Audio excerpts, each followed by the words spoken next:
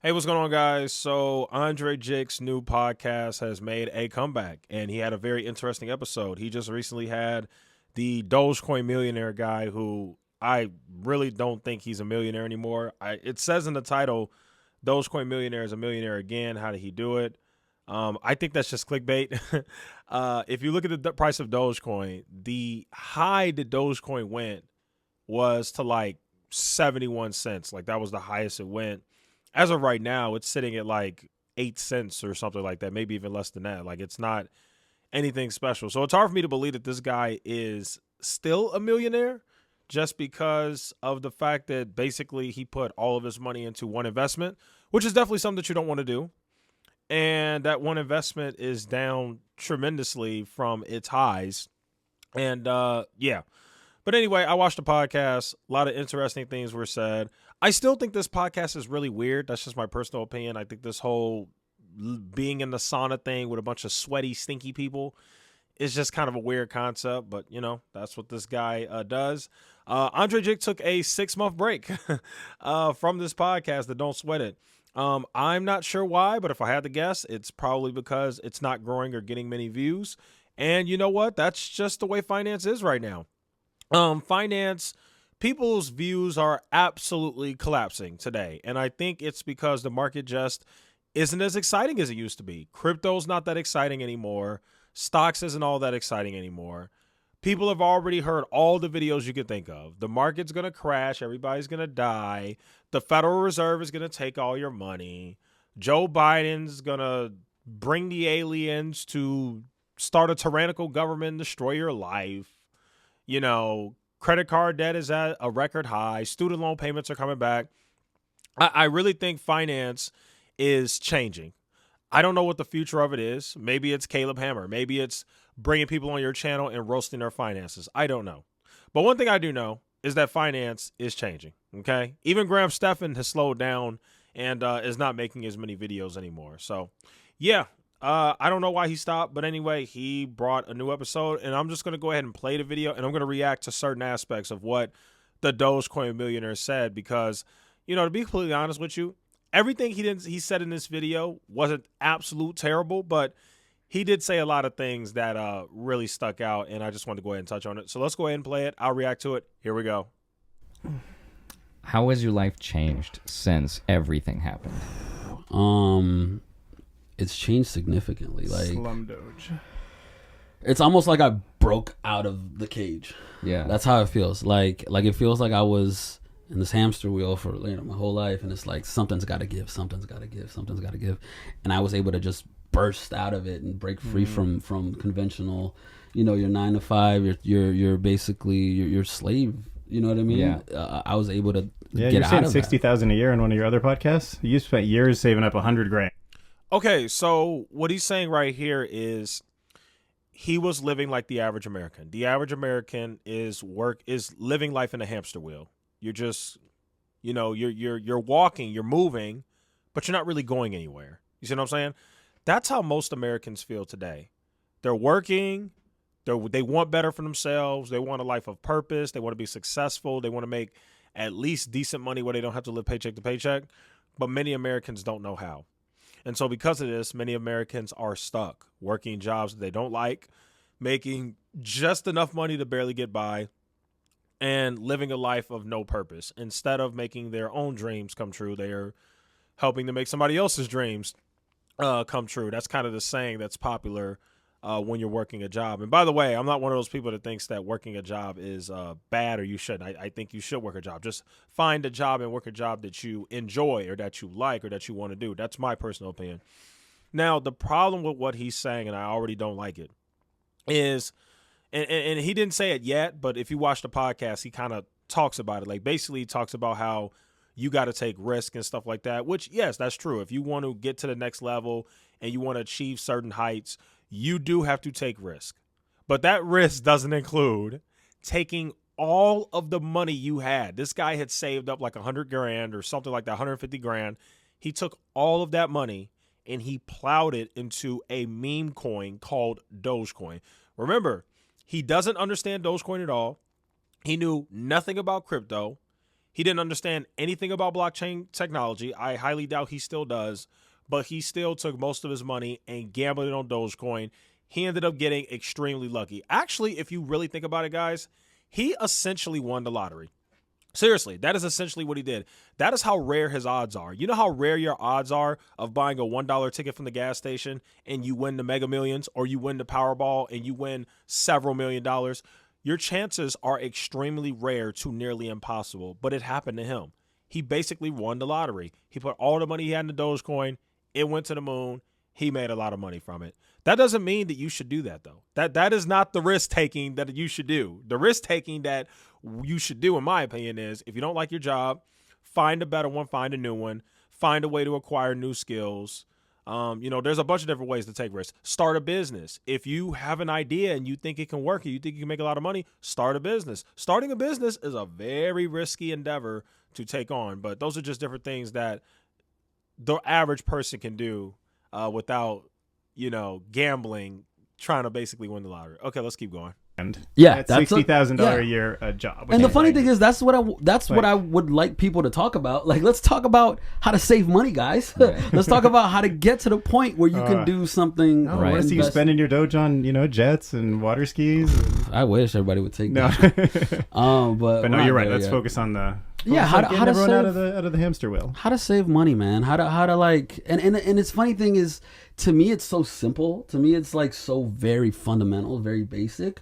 And when I try to explain it to people, they don't want to give up their comforts of life. Like they want to hold on to everything because to them, I'm just spending a little bit on this, or this subscription is only this amount of money. Oh, this, and not understanding that all of that adds up, right? Like I lived on bare bones. This is actually good advice. So he's explaining how he saved his money. He's explaining how he was able to save 100K to 150K. He basically gave up a lot of stuff. He gave up subscriptions. He wasn't driving a super nice car. He probably wasn't eating out much. I don't know, but basically that's kind of where he's going here. He also talks about how he literally didn't have internet, which personally I think that's extreme. I don't think you have to not have internet, but whatever. Basically, he made certain sacrifices and he saved up a lot of money. In my personal opinion, I don't think there's any real way to save up that kind of money because Andrei Jikh did something similar. Both of them were working jobs making like 50, 60K a year, but somehow they were able to save 100K. If you look at that, the math ain't mathing. The math isn't adding up at all. So I feel like there's a little bit missing in both their stories when they say things like, oh, I was working a regular 9-to-5 job, but I saved up 100K. You had to have been living with your parents. You clearly weren't paying any rent. Mommy and daddy must have been paying health insurance. Mommy and daddy must have been paying phone bill.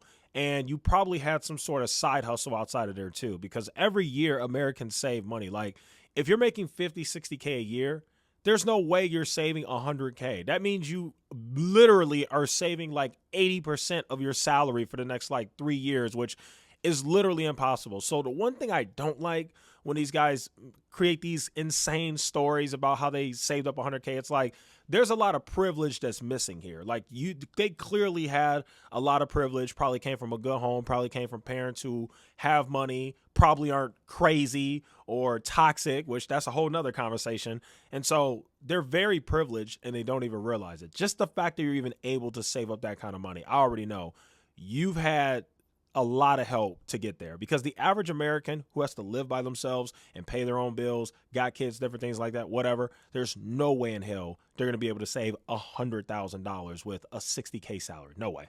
Like minimum nothing. Same. I can relate as well. I was making $50,000 a year and I saved $100,000, $150,000 in a couple of. Did you just hear that? That's what I'm talking about. He was making 50K, but he saved up $100,000. That's literally impossible. I just want to make that very clear. That is literally, I don't know how many years he did it. I mean, maybe in 10 years you could do it. I don't know. But like I said, as somebody like me who pays bills, I'm just looking at that. And don't get me wrong, I save and I invest money, but man, saving $100,000 like that, it ain't realistic, folks, unless you have help. I'm just being honest. And I don't think that advice is even, it's not even good to say that to the average American to hear it, because the average person, they just don't have a life. They don't have that support system that these guys had that would make it even so where they could even do something like that. Like they just don't. So I think it's just more realistic to just kind of say, hey, I was able to save 100K because I had help. But here are some things that you could do even if you don't have help like I did, like living with my parents or whatever, where you could still save money. Like what the Dogecoin millionaire said about like making sacrifices, not having as much subscriptions to like Netflix and different things like that, maybe not eating out as much, not having as nice of a car, things like that. That's actually good advice. This other crap, I'm not really with it. Here we go. Years. It only takes you a few years. It takes years if you're. It took me 3 years. Yeah, if you're living bare bones and. Yeah, see, he just said it took him 3 years to save up $100,000, and he was making like $60K a year. That's not that. The math isn't mathing. That's not realistic. He had help. Okay, he had help. It's interesting because if you can do that, I feel like that increases the odds of whatever it is you're trying to do to be successful. Whether it's YouTube or social media or investing, it just gives you a little bit of breathing room and a little bit of options. And maybe that mindset of just like taking a stab at. All right, that's really all we got for that part. There was another part I want to talk about. Sloan Doge millionaire, whatever his name is, Dogecoin millionaire. He talked about his investments. This is another part I really want to talk about.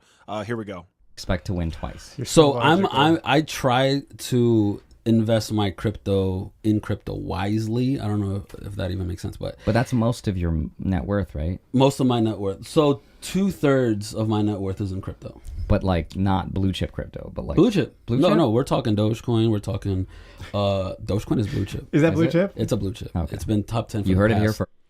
Dogecoin is not blue chip. As a matter of fact, I hate it when people say blue chip crypto. None of crypto is blue chip. Okay, blue chip companies are like Apple, Microsoft. You could even throw like, I don't know, Coca-Cola. Just stuff like that. Like, dude, what American Express? Like, those are blue chip stocks. Those are stocks that are extremely profitable.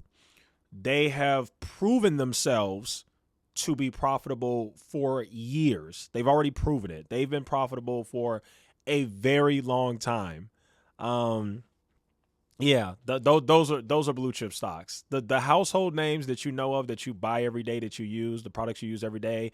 You buy craft products from the store every day, blue chip. You go to Home Depot every time you need something, blue chip. You go to Walmart whenever you need to get groceries and stuff, blue chip. Everybody has an Apple phone, blue chip. Everybody's using Microsoft in some sort of way, whether you realize it or not, blue chip. You do not need crypto for society to function. Nothing about crypto is blue chip. And I'm not a crypto hater. I like crypto. I own crypto. But I can't stand it when people try to say, oh, the blue chip cryptos. Crypto is nothing more than a bunch of risky, speculative investment. I like it. Don't get me wrong. I like it. But it ain't blue chip. There is no blue chip crypto. You want to buy blue chip? Where do you shop every day? You go to Target? Blue chip. Where do you shop every day? Walmart? Blue chip. You go to the dollar store? Blue chip. That's blue chip. That's stuff that's proven themselves over the years, gonna be here for a long time. We don't know what the heck's gonna happen to crypto. So stop it with this blue chip stuff. Okay. 10 years. Cardano. Okay. I have a lot of Cardano. Okay. Like pack the bag. Oh. Like a lot. I don't think I have. All right. We don't care about you packing the bag with your Cardano. Little position in XRP just. Or is going to be pissed. Like, that's the main. No, it's gotten to the point where, like, you're making money. Everybody's trying to make money in crypto. Right. You know what I mean? I don't have any decentralization, like, junkies. But why not just stick it to the blue chip boring stuff? Because I'm an investment. I make investments to make money. You know what I mean? And if XRP makes me money, it makes me money. Okay. Like why not like the S&P 500? You can hate Facebook. You can hate Facebook, right, for what it does, right? But you can use it to make money. Yeah. Okay. I'm not sure I follow that. No, like you can invest in Facebook stock, right. And if you think it'll go up, right, and then it'll make. But why not just put like 50% of your net worth in the S&P? I'll be honest, I don't understand it enough to do you just like dollar cost average and that's it. Okay, this part is pretty sad. So Andrei Jikh says, why don't you just put 50% of your money in the S&P 500? He said, I don't understand it.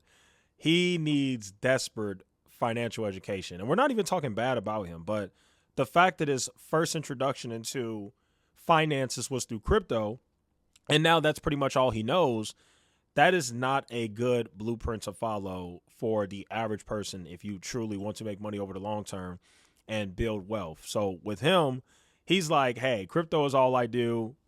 I don't even understand what the S&P 500 is, which Honestly, it takes like 5 minutes of research to realize what it is. It's literally an index fund, has most of the biggest companies in the world in it. You're basically buying America essentially when you buy the S&P 500, and you're investing in the greatest companies in world history and the greatest companies in the United States of America. And yeah, over the long term, historically at least, the S&P 500 tends to outperform anything and everybody, even your favorite hedge fund manager, your favorite investor. Over the course of 30, 40, 50 years, they probably won't beat the S&P 500. But it's just amazing that this guy calls himself an investor, but he doesn't even know like the basic stuff like the S&P 500. He just knows crypto. And you know what? I actually think that's a good learning moment because to me, this is the average investor. This is the average millennial or Gen Z investor, the average young person. We're talking like 40 or not 40 or under, like 30 or under. Anybody 30 or under, this is their thing. Gambling, crypto, penny stocks. And it's really unfortunate because the S&P 500 truly is the best way to go if you want to build long-term wealth. No, yeah, but like the concept behind the S&P 500, like Oh. Well, stock I market. don't- But it's actually fairly simple. It's really simple. The stock market doubles roughly every 7 to 10 years. Rule of 72. It grows by 7 to 10% per year. So you divide 72 by the percent returns, okay. and you get the years that it takes to double your money. It's slow, but it's not as exciting as like Dogecoin. I mean, the It's- crypto doubles every 24 hours. Yeah. it also Yeah, so people like that you can't save. He said crypto doubles every 24 hours. So he's looking for fast money. He's a risky investor. He's a gambler, just like most retail investors. They don't want the boring 10 to 12% per year, even though, like I said, the sad part about this whole gambling mentality is all the gamblers are going to get outperformed over the long term by me. Sure, he may have his little, $1 million, whatever he made from Dogecoin or whatever, which, by the way, I'm not so sure he's up really huge in it anymore because the price has gone down tremendously. But either way, he may have his laughs right now. He may be doing well right now. He may have had one banger, amazing year, which is just nothing but pure luck, but that's a different story. In the long term, in 50 years, he will get outperformed by an index fund investor. He may have more money. That's fine. He might still have more money because, he's famous. He's got sponsorships now. He's got a YouTube channel. He's friends with Andrei Jikh and Graham, so he's got access to a network of people that can help him succeed financially. So he'll be fine financially. But in terms of stock market or just overall investing performance, whether it's crypto or stocks, he is going to underperform the S&P 500. It's really that simple. And that is why I consistently preach investing in stocks and investing in the S&P 500's channel, because over the long term, nobody can beat it. Nobody will beat it.